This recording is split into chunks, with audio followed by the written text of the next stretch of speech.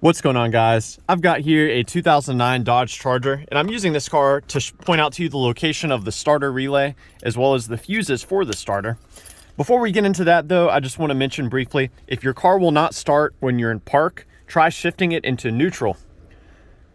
These cars have a safety device that will not allow the engine to turn over unless you're in park or neutral, and sometimes that switch can fail. So starting it in neutral is normally the first thing I attempt to do.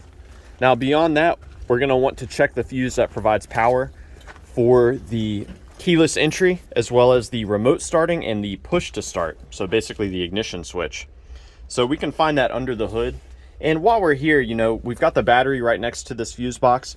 Go ahead and check and make sure that your battery connections are clean, tight, and free of corrosion. So to open up this battery compartment fuse box here, we push on this tab here and allow this to pivot upward. And what we're looking for is fuse number 8, which is a 15 amp fuse. So let's go and pull this out. And that's what a good fuse should look like here. You can see it's unbroken. And as I've mentioned, that fuse provides power for the ignition switch and the push to start. Now let's move under the hood. This is where we can find the starter relay as well as the fuse that provides power to the starter.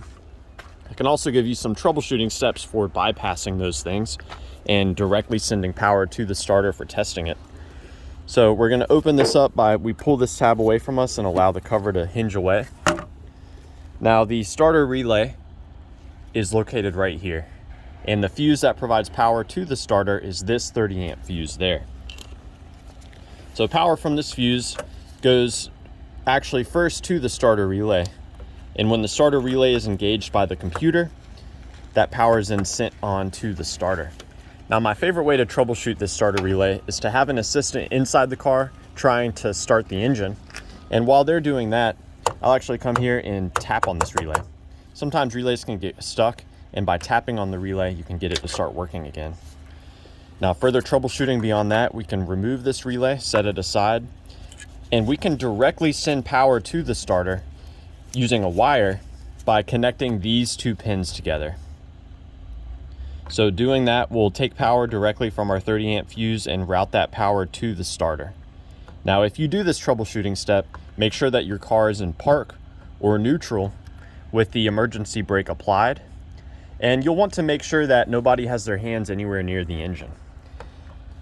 Now, if you connect those two pins together and the engine does not turn over, then it's likely that your starter is failing, or you could have a bad connection somewhere, a weak battery, or even possibly a seized engine.